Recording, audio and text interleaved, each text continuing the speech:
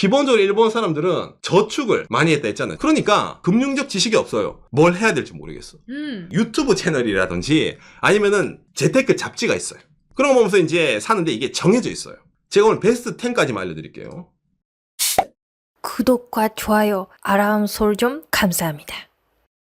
일본 사람들은 어떤 투자를 많이 할까라는 내용인데, 예. 요새 뭐 재테크 하시는 분들 난리죠. 예, 그 뭐 이란 그 전쟁이 일어난 것 때문에 뭐 전날에는 뭐 주식이 올랐다가 그 다음날에 떨어졌다가 올랐다가 떨어졌다가 좀 난리 아닙니까? 정말 그러네요. 예, 유가부터 이래가지고 이건 뭐 일본도 마찬가지입니다. 예, 일본도 요 최근에 투자 붐이 불어가지고 예. 젊은 층, 뭐 노년층 할 거 없이 특히 주식 시장에 좀 많이 들어가 있거든요. 그래서 제가 오늘은 주식 안에서 이제 어떤 거를 많이 사고 어떤 게 일본에서 유행을 하고 그리고 반대로 어떤 거를 잘 안 한다 라는 것에 대해서 제가 좀 한국과 차별되는 점을 알려드리려고 준비를 했습니다. 다만 한국만큼은 아니죠, 아직까지 투자하는 분들. 그렇죠. 한국에 비하면 엄청 적은 건데 그래도 일본에서 늘어나고 있는 추세이기 때문에 맞습니다. 예, 보시면은 일본 사람들의 좀 성향이라고 해야 될까? 예, 그게 좀 대한민국과는 좀 다를 수도 있는 것도 나오기 때문에 한번 비교해 보시면 재밌을 것 같네요. 그러니까 먼저 이걸 보면서 이야기를 해보도록 합시다. 자, 일본 교도통신입니다. 3월 18일 기사네요. 일본 가계의 금융자산이 2351조엔, 주가 상승으로 과거 최대를 갱신했다. 우리나라 돈으로 하면은 이게 얼마입니까? 약 2경원이 넘어가네요. 2경원. 그러니까 꽤 많이 돈을 갖고 있죠. 이 금융자산이기 때문에 이 안에서 부동산은 빠져 있습니다. 그래서 여기 제일 많은 파란색이 현금입니다. 현금. 그 다음에 갖고 있는 게 이제 요거 주식. 그 다음에 보험, 연금. 현찰의 비율이 49.1%니까 절대로 적은 건 아닌데 이 다음에 나오죠. 18년 만에 50%를 밑돌았다. 전체 비율에서. 그러니까 원래 일본 사람들은 현찰만 있잖아. 저축해두고 쌓아두고 하는 게 일반적이었는데 이제 거기서 이제 아니야. 이대로는 안 되겠어. 라고 해가지고 투자로 넘어가고 있는 그런 추세라는 게 이런 뭡니까? 통계로 나온다는 거죠.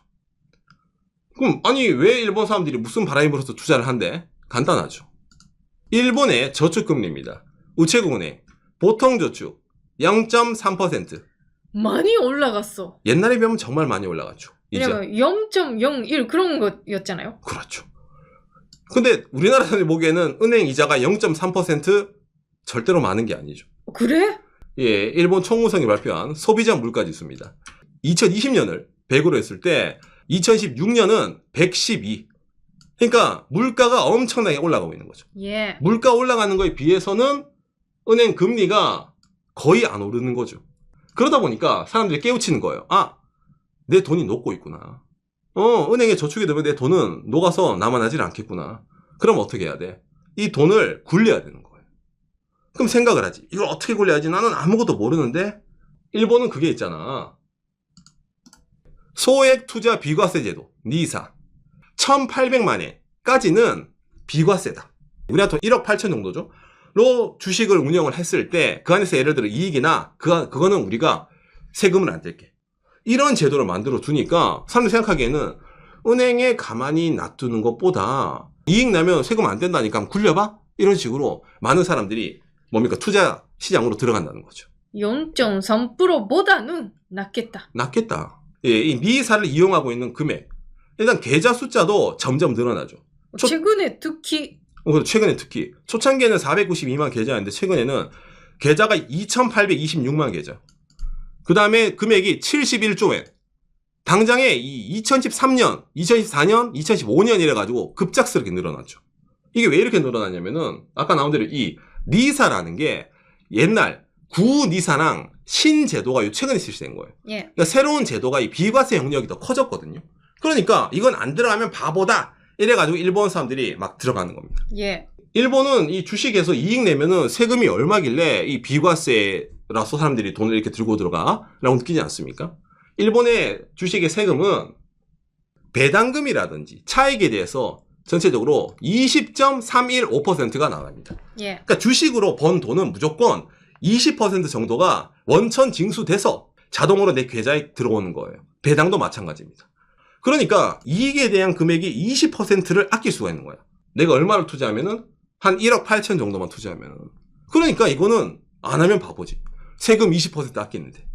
예, 그런 식으로 사람이 생각하다 보니까 요렇게럼 이제 take my money 이래가지고 주식시장으로 달려간 거예요. 그런데 여러분 이 사람들이 평생 투자를 안 해서 당장에 아까 나오잖아요. 기본적으로 일본 사람들은 저축을 많이 했다 했잖아요. 저축을. 그러니까 내가 뭘 해야 될지 모르겠는 거야. 거기다가 또 아까 저게 뭐예요? 소액이에요. 소액은 젊은 친구들이 많이 굴리거든요. 금융적 지식이 없어요. 뭘 해야 될지 모르겠어. 그러면 그 친구들이 사는 게 흔히 말하는 일본의 그 유튜브 채널이라든지 아니면은 재테크 잡지가 있어요. 그런 거 보면서 이제 우량주 이런 거 보면서 사거든요. 또한 SNS. 그렇죠. 그런 거 보면서 이제 사는데 이게 정해져 있어요. 그런 거 이런 게 기사화가 됩니다. 니사에서 팔린 일본주 연간 베스트 50. 제가 오늘 베스트 10까지만 알려드릴게요. 대충 여기 일본 사람들이 제일 많이 선택한 니사로 산 주식입니다. 니사로 산 주식의 특징은 아까도 말했지만 금융 지식이 떨어진 사람들이에요. 그냥 저축 대신에 내가 투자를 하고 싶은 사람들. 그 사람들이 제일 많이 선택한 거 1등 NTT입니다. NTT 아십니까? 일본 버블 시절에는 거의 전 세계에서 시가총액이 제일 높은 기업으로 유명한 NTT. 일본 전신, 일본 전화예요. 아니 NTT를 왜 사? 라고 느끼지 않습니까? 이런 기사가 엄청 많습니다. 주식 초보자가 NTT를 사야 하는 이유. 저축만 하다가 주식 투자 처음 해요? 그러면 NTT 사. 이게 일본의 정석이에요. 주식 투자의 정석. 이유가 나오는데 일단 첫 번째 망하지 않는다. 이게 제일 크죠. NTT가 일본의 그 해저 케이블부터 해서 인터넷도 다 장악하고 있거든요. 일본 토지. 그러니까 NTT는 망할 회사는 아닙니다. 그러니까 일단 이거 첫 번째. 예. 그거는 다른 회사도 그렇잖아요. 전기 회사라든지 그런 것도 다 그렇잖아. 원래 그렇죠, 가스 그렇죠. 회사라든지. 그렇죠. 배당도 나쁘지가 않다. 다른 데에 비해서 엄청나게 높은 편은 아닌데 여기 나온 것처럼 연간 평균 배당이 3.41%입니다. 제가 아까 은행에 돈 놔두면 이자 얼마나 했어요? 0.3이라 했잖아. 근데 NTT 주식 사면은 3.41이야. 가자.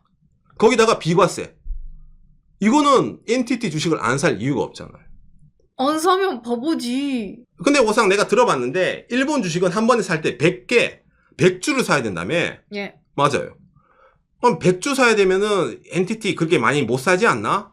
그런 NTT가 기똥차게도 액면 분할을 했어요. 25분할. 여기 나온 것처럼 NTT 한 주당의 가격 155엔이에요. 100주 사야 돼. 최소 100주 사야 돼. 그럼 얼마예요? 15만원. 15만원만 있으면 NTT 주주에 투자를 할 수 있는 거예요. 그러니까 이게 니사를 하는 뭔지 모르겠는데 내가 돈을 많이 못 굴려. 굴려봤자 100만원대 아니면 10만원대야. 그런 사람들에게는 NTT만한 주식이 없는 거예요. 다 들어갑니다. 예, 흔히 말 일본의 진짜 개미들이 다 갖고 있는 주식 NTT예요. 그런데 이 NTT 주가가 어떻나요? 분명히 5년 동안 오른 건 맞아요. 오른 건 맞는데 총각 아까 일본 사람들이 니사 가자 하는 2014년부터는 떨어지고 있는 게 보이죠. 무지성으로 들어가는 사람도 많다 보니까 NTT가 배당만 노리고 주식으로 차익을 노리기는 좀 약간 애매한 그런 주식이기도 합니다. 이게. 그러네요. 맞아. 예, 그러니까 니케이가 그냥 일방적으로 우상향한 거에 비해서 NTT는 좀 왔다 갔다 하는 게 있어요. 근데 일본 사람들이 이거 신경을 안 씁니다. 주가에. 왜? 얘는 뭐예요? 예금이에요, 여러분. 예금. 말했잖아. 연간 배당 3.4%를 받으면서 평생 동안 놔두더라도 이 회사는 안 망할 거란 말이야. 그러니까 저축할 바에 NTT에 넣는다. 라는 게 생기는 겁니다. 약간 그거랑 비슷한 느낌이 있잖아요. 5등에 있는 JT라든지 다른 것도 생각은 같죠. 그렇죠. 안전적이고 배당금 나온다. 여기는 5등이 JT가 재팬 타바코 예, 옛날 그 마일드 세븐 만들던 그 회사거든요. 여기도 안 망할 것 같단 말이야. 여기도 배당이 4% 높아요. 그러니까 이런 데는 일단은 현재 주가보다는 그냥 넣는 거예요. 근데 JT가 왜 1등을 못했을까? 한 주당 가격 5,770엔. 비싸다. 그럼 JT의 100주를 사려면은 57만 엔, 우리나라 돈 570만 원이 필요해요. JT에 먼저 내가 처음에 투자하려면. 그러니까 JT는 들어가기 힘들어. 다른 것도 마찬가지죠. 그러니까 NTT가 압도적으로 1등 할 수밖에 없는 게 한 주당의 가격이 싸서 그래요. 한 주당의 가격이 싼데 배당을 많이 주니까. 참고로 2등은 미쯔비시 은행, 미쯔비시 상사, 그 다음에 도요타 이런 식으로 순으로 가거든요. 여기까지 이해가 돼요. 어느 유명한 기업이니까. 예, 근데 그렇죠. 6등이 문제입니다. 여기가 오늘의 하이라이트입니다. 이건 뭐지? 6등 기업, 한 주당 가격 442엔, 시가총액 5천억엔, 우리나라 돈 5조. 근데 배당 없어. 근데 일본 사람들이 많이 샀어. 6번째로 많이 샀어. 메타플라넷. 처음 봤는데 들어본 적은 잘 없는 기업이네요. 이 공식 홈페이지 자체가 약간 냄새나는 냄새가 나죠. 그런 건데요. 냄새가 나죠. 뭔가 진한, 뭔가 좀 사자의 냄새가 코를 찌르고 있죠. 회사 메인 홈페이지인데 비트코인 가격이랑 주가랑 비트코인 보유수를 적어놔요. 이게 뭐예요? 메타플래닛이 가지고 있는 비트코인이에요. 이 회사는 여러분 일반적인 주식회사가 아닙니다. 이 회사 자체가 비트코인을 갖고 있는 회사예요. 그러니까 이 회사는 자기들에게 투자하면은 비트코인을 따라가지고 주가를 연동시키는 거야. 그러니까 사실상 일본판 비트코인 ETF예요. 그거를 일개 주식회사가 하는 거야. 자기 주가로. 하. 법에 약간 그레이 존 있잖아요. 그거를 약간 바꿔서 하는 겁니다. 그냥 비트코인 하는 게 낫지 않나. 굳이 이렇게 뭔가 사자 냄새 나는 기업이 우리가 비트코인 ETF니까 우리를 사면 비트코인 연동 뭐 너무 냄새 나잖아요. 위험하지 않아요? 라고 느끼지 않습니까? 왜 이런 걸 하냐면 여러분, 일본은 가상화폐의 세율은 최대 몇 퍼센트? 55%입니다. 오. 일본의 가상화폐는 이 잡소득으로 들어갑니다. 본인 소득에서 플러스해서 잡소득으로 잡히기 때문에 이게 많이 잡히면 다른 세금도 다 같이 올라가거든요. 그러니까 많이 벌어들이면 벌어들일수록 세율이 계속 올라가는 시스템이에요. 그러니까 최대 55%까지 가는 거야. 주식은 여러분 최대 몇 퍼센트를 했어요? 20%. 이걸로 들어가는 겁니다. 저거는 누가 보더라도 주식 시장에 상장된 뭔가 비트코인 ETF인데 근데 최대 세율은 20%밖에 안 가져가네? 이득을 내면은 비트코인에 따라가지고 그러면은 이거는 한번 해볼 만한 도박판이 아닌가? 라는 생각으로 사람들이 들어가는 거예요, 이 주식에. 가상화폐를 사는 거랑 동일하게 할 수 있다. 그렇죠. 그러니까 사람들이 믿고 들어가서 사는데 이게 일본에서 사회적으로 문제가 됐죠. 2025년 기사입니다. 신니사의 투자자가 메타플라넷 주식에 세도한다. 탈법적 비트코인 ETF의 미래. 누가 보더라도 저건 아니거든. 냄새나고 좀 위험한 건데 법의 허점을 노린 것에서 사람들이 take my money 이래가지고 들어간 거예요. 이제 가자 이래가지고 있잖아요. 메타플래닛 제가 주가를 보여드릴게요. 짜잔. 5년 주가입니다. 당장이 최근이죠. 2015년에 갑자기 가자 1000엔을 1500엔 찍었어. 지금은 막 내려와요. 막 내려와서 지금 300엔. 어제 코인 가격이랑 연동되다 보니까 주가가 이제 지멋대로 왔다 갔다 하는 겁니다. 그러다 보니까 여기에 물린 사람도 많아가지고 모래 위에 1조엔의 기업 메타플라넷의 주가는 왜 폭락했는가? 열광의 대가를 지불하는 개인 투자자들 일본 개미들이 한번 난리가 났던 겁니다. 이 회사도 왜 유명했냐면은 SNS에서 엄청 유명해진 거예요. 일반적으로 비트코인 사면 50%야. 근데 여기는 20% 끼는데 아까 니사로 투자하면 이게 뭐 면제된다 했잖아. 사실상 메타플라넷 주식은 일본 니사 투자자들에게는 비과세 코인 투자였던 거예요. 비과세 코인 투자. 얼마나 달달해 일본 사람들이. 비과세 코인 투자 못 참지예요. 그래서 이제 가자 했는데 딱 걸린 거지. 이게 워낙 금액이 크다 보니까 일본에서 유명해진 겁니다. 너무 많은 사람들이 들어갔다 이래가지고 있잖아.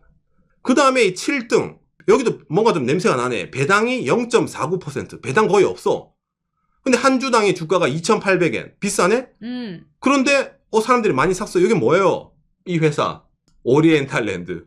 이거는 뭐 니사 상관없이 원래부터 일본 사람들이 자주 사는 주식이네요. 그렇죠. 무슨 회사예요? 예, 일본 디즈니랜드. 디즈니랜드. 일본 디즈니랜드를 운영하는 회사예요. 아무리 디즈니랜드 좋아한다 하더라도 일본 사람들이 7등 이렇게 많이 돈 들고 와서 사 이거를 배당도 안 주는데 여기는 배당 대신에 주주 우대가 있습니다. 예. 디즈니랜드의 여기 오리엔탈랜드의 주식을 500주 이상 갖고 있으면은 티켓을 하나 줘요. 도쿄 디즈니랜드 또는 도쿄 디즈니시에서 이용 가능한 1일 이용권. 일본 회사가 이렇게 일본에 거주하는 분들 대상으로 주주 우대를 하네요. 그렇죠. 그러니까 이 디즈니랜드는 내가 좋아하는 디즈니랜드 주식 사서 티켓 받고 티켓 갖고 놀러 가면 되잖아. 이런 식으로 있잖아요. 약간 좀 팬심을 어차피 넌 디즈니랜드 갈 거니까 이런 거 있잖아요. 이거를 좀 자극한 게 있다 보니까 이것도 일본 사람들이 그냥 무지성으로 많이 삽니다.